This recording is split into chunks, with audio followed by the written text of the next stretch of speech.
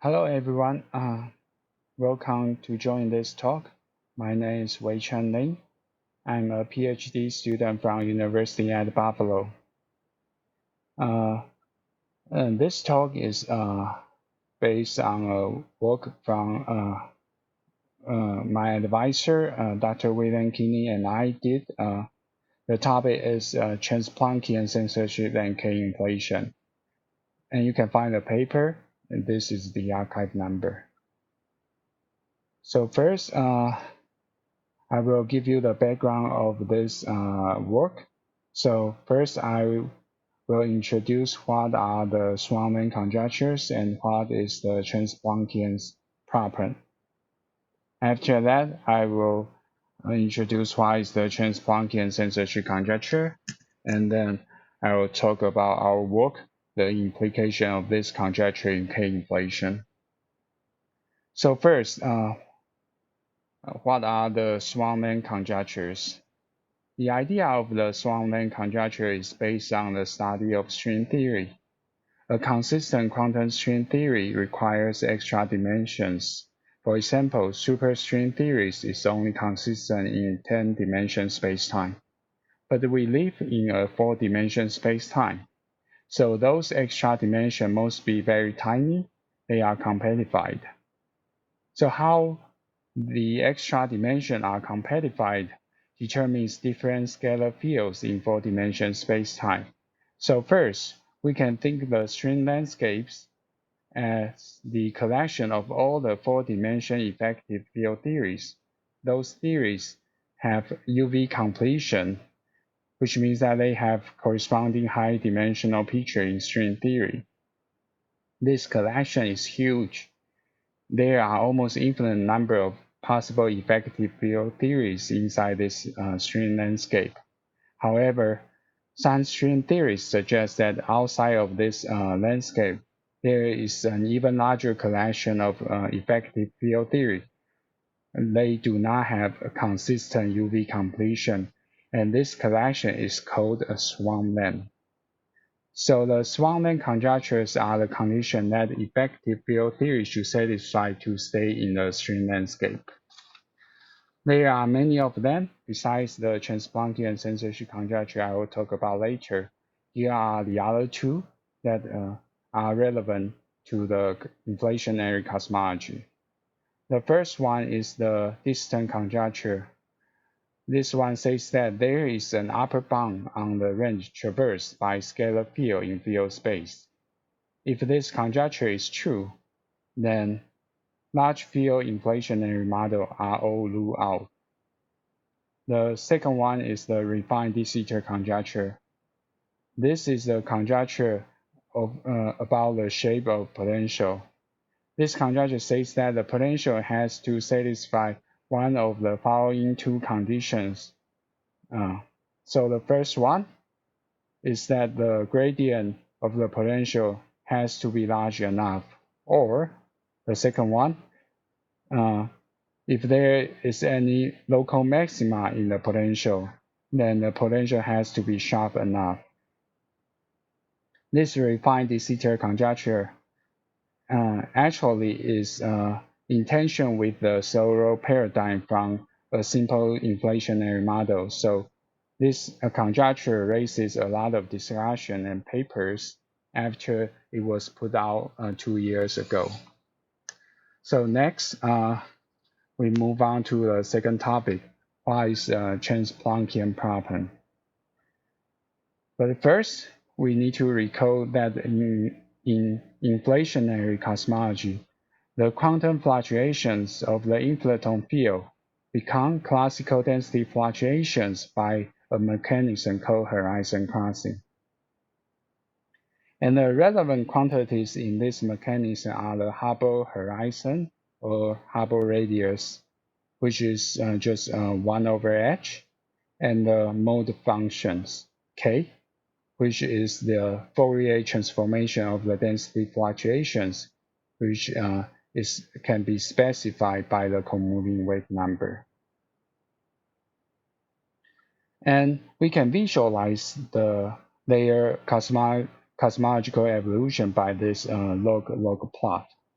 So the y-axis is the log of physical length divided by Planck length, which means that any point below the x-axis is shorter than the Planck length. And the x-axis is log of the scale factor A, which is just a measure of number of EFO. So the horizon crossing mechanism is that the quantum fluctuation freeze and become classical when the wavelength of the mode is larger than the Hubble horizon here. So in this diagram, this means that the quantum to classical transition happens when the mode crosses the Hubble horizon like this. So, and also we can visualize the condition of solving the horizon problem in this diagram too. So the condition is that the mode with the size of the Hubble radius today, which is the K0 mode here, should be inside the Hubble radius at the beginning of the inflation. So in this picture, this inflationary model should start at this from the origin point. And this corresponding duration is the minima duration this inflationary model should have. So the Trans-Planckian problem is that if the inflation continues beyond the minimum number of EFOs, modes with wavelengths on observable scales today are shorter than the Planck length at the beginning of inflation. For example, this K star, which is the pivot scale of the CMB measurement, and can be shorter than the Planck length if we extend this the duration of inflation further back. So this is actually a well-known issue, and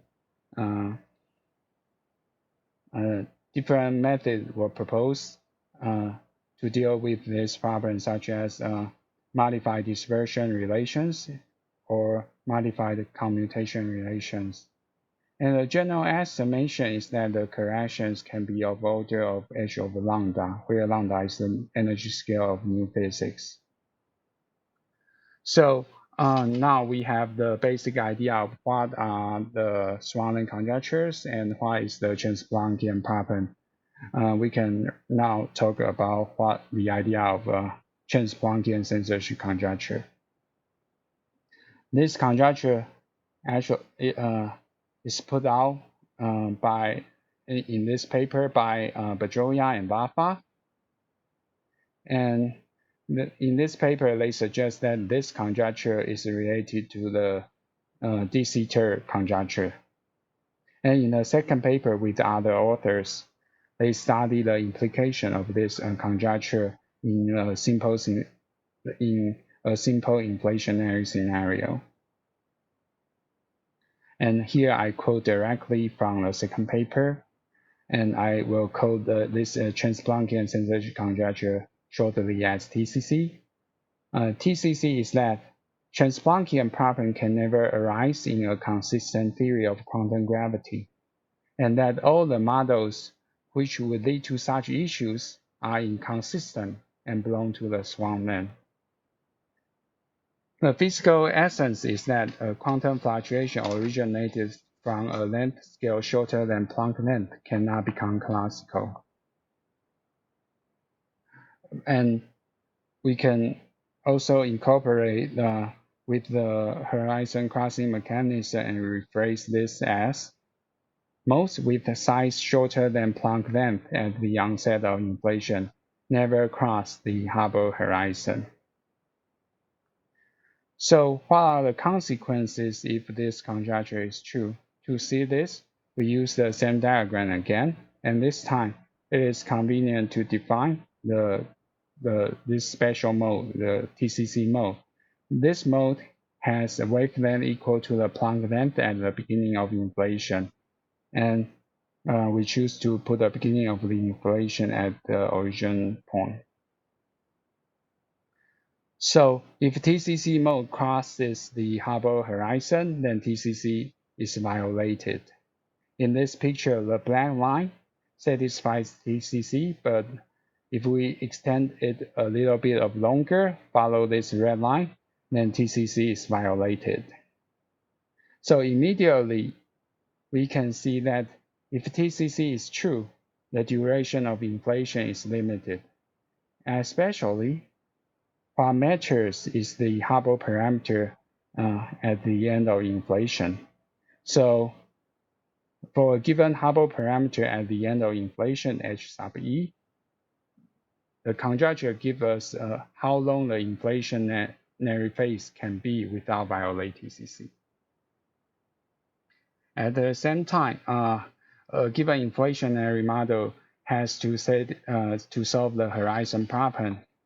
So the combination of those two conditions, satisfying TCC and solving the horizon problem, actually strongly limited the inflationary energy. It gives it a very strong bound. So this inflationary energy is extremely small.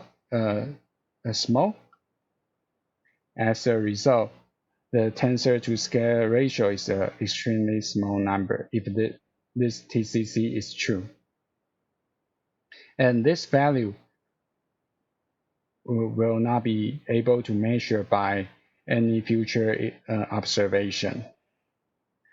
And of course, this is based on some standard simple assumption, for example, the slow roll approximation, and also instantaneous reheating and standard post-inflationary evolution. But the question we want to ask here is that this is also based on the assumption that the inflaton field is described by a canonical scalar field. So what the results would be if we relax this assumption? This is the question we ask and answer in our work. This means that what we consider is a more general single field model called K-inflation. And in K-inflation, the Lagrangian is a functional of the canonical kinetic term. We use a capital X to represent this term. And this Lagrangian is a functional of X and inflaton field. And the relevant quantity here, a new quantity here is in K-inflation model, the density fluctuation travels not in speed of light, but in speed of sound. We label as C sub s here. And this speed of sound is given by this formula. The sub x here means we take a derivative with respect to x. And more importantly, because of this, the horizon crossing mechanism for the density fluctuation happens not during the crossing of Hubble horizon anymore. It happens at the crossing of acoustic horizon, which is given by the speed of sound times the Hubble horizon, which is 1 over h. And also the tensor to scalar ratio is different. The speed of sound also enter the relation here. So we can use this diagram again to see the difference between a canonical case and K-inflation model. First, we have a canonical case satisfying TCC. And now we consider a K-inflation with the same background evolution of H. But this time, for K-inflation, the mode freezing happens at the crossing of acoustic horizon. So the quantum to classical transition of the TCC mode still happens in this model, which means the principle of TCC is violated. So for K-inflation, based on the requirement that no mode originated from sub-Planckian length can cross the acoustic horizon, we have to formulate the uh, the Trans-Planckian Censorship Conjecture in K inflation in this way, and we call it GTCC. And also, since c sub s, the speed of sound, is less than the speed of light, we can immediately see that this is a stronger bond than its canonical counterpart. Moreover, because the speed of sound is a free parameter, the violation doesn't have to happen during the end of inflation. For example, the green dashed line here is a possible evolution of the acoustic horizon. If the speed of sound has a rapid drop during the early time, but quickly come back after that. So for K inflation, even we generalize the idea, the GTCC cannot directly constrain the duration of K inflation, since the speed of sound is independent of the Hubble parameter. So if we want to limit the duration of the K inflation, give a quantitative result, we have to consider the models satisfy some additional condition. The first one is we consider is that the acoustic horizon decreases monotonically.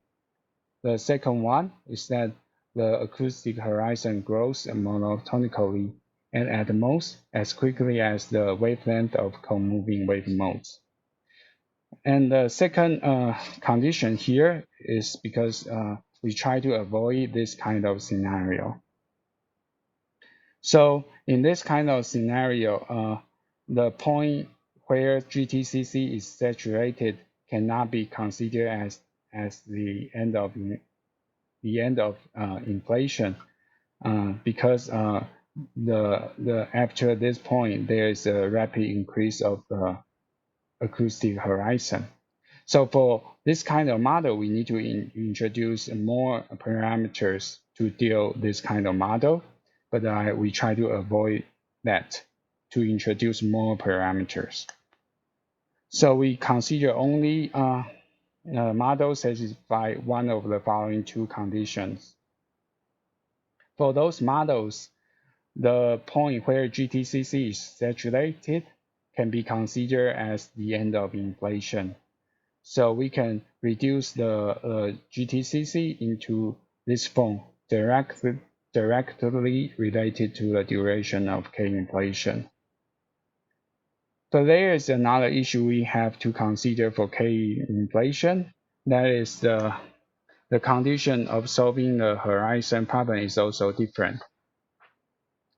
This is because the same reason. The horizon crossing happens at the crossing of the acoustic horizon. So this duration is enough for this canonical case, but for this K inflation, this is not enough. So we need to extend this inflation further back, which means that we have to consider the mode we have to consider is not this TCC mode, but this GTCC mode. And also the formulation of solving the horizon problem is different. So putting all of the factors into account, we then derive the bounds on the energy scale and the bounds on the tensor to scalar ratio for those two types of models. And because the speed of sound is less than the speed of light, less than 1, so this is those results quantitatively show that the Trans-Planckian Censorship Conjecture forms a stronger constraint in K inflation. So in our work, we generalize the Trans-Planckian Censorship Conjecture to a form suitable for a K inflation scenario. And this condition actually need to be satisfied at any point of the K inflation. And this is generally a stronger condition than canonical counterpart. of K inflation. And furthermore, if the speed of sound satisfying certain monotonic behavior, uh, we are able to derive the quantitative result to support this argument that in K inflation, this conjecture forms a stronger condition. Thank you to join this talk, and I hope to see you in the Q&A section. Thank you.